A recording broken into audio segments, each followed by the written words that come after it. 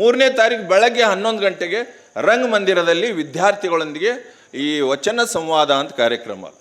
ವಚನ ಸಾಹಿತ್ಯದಲ್ಲಿ ಹುದುಗಿರುವಂಥ ಜ್ಞಾನ, ಆ ಬದುಕು, ಆ ಫಿಲಾಸಫಿಯನ್ನು ಯಂಗ್ಸ್ಟರ್ಸ್ಗೆ, ಯೂತ್ಗೆ ಮುಟ್ಟಿಸ್ಬೇಕನ್ನುವ ಒಂದು ಇದರೊಳಗೆ ಆ ಒಂದು ಕಾರ್ಯಕ್ರಮ ಮಾಡಿದ್ದೇವೆ. 2 ಗಂಟೆ ತನಕ ನಡೀತದ. ಪ್ರಸಾದ ಎಲ್ಲ ವ್ಯವಸ್ಥೆ ಇದೆ ಅಲ್ಲಿ. ಸಾಯಂಕಾಲ 6 ಗಂಟೆಗೆ ಬಿ ವಿ ಭೂಮರೆಡ್ಡಿ ಕಾಲೇಜಿನಲ್ಲಿ ಬೃಹತ್ ವೇದಿಕೆ, ಭಾಳ ದೊಡ್ಡ ವೇದಿಕೆ ಹಾಕ್ತಾ ಇದ್ದೀವಿ.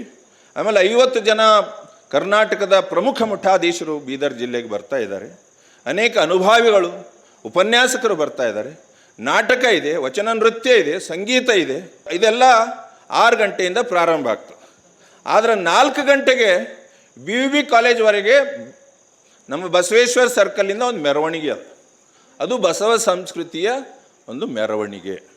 ಆ ಮೆರವಣಿಗೆದಾಗ ಏನಿರಬೇಕು, ಅದಕ್ಕೆ ಒಂದು 5 ಫೀಟಿನ ವಿಭೂತಿ ಮಾಡಿಸ್ತಾ ಇದ್ದೇವೆ. ಮೆರವಣಿಗೆದಾಗ ಏನು ಮೆರೆಸ್ಬೇಕು? ವಿಭೂತಿ ಮೆರೆಸ್ತೇವೆ. ನಮ್ದು ಏನು ಶ್ರೇಷ್ಠ ಸಂಸ್ಕೃತಿ ವಿಭೂತಿ. ಶ್ರೀ ವಿಭೂತಿಯ ನೊಲಿದು ಧರಿಸಿದ ಡಾವ ಕರ್ಮವು ಹೊದ್ದಲಮು ಅಂತ ಹೇಳ್ಯಾರ. ಆಮೇಲೆ 3 ಫೀಟಿಂದ ಒಂದು ಕಂತಿ ಕೂಡಿಸಿದೆ, ಇಷ್ಟಲಿಂಗ ಮಾಡಿಸ್ಲತ್ತಿದ್ದೆವು.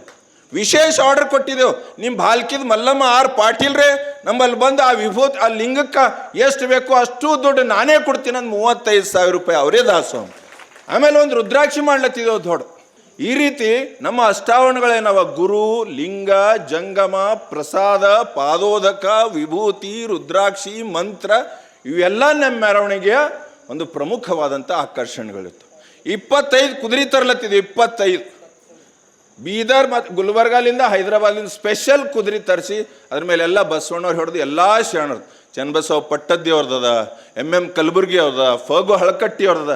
ಈ ಧರ್ಮ, ಈ ತತ್ವಕ್ಕಾಗಿ ಯಾರು ಸವದಾರ, ಇದನ್ನು ಉಳಿಸ್ಯಾರ, ಇದನ್ನು ಬೆಳೆಸ್ಯಾರ ಅಂಥವ್ರನ್ನು ಮೆರೆಸುವಂಥ ಒಂದು ಪ್ರೋಗ್ರಾಮ್ ಹಾಕ್ಕೊಂಡಿದ್ವಿ.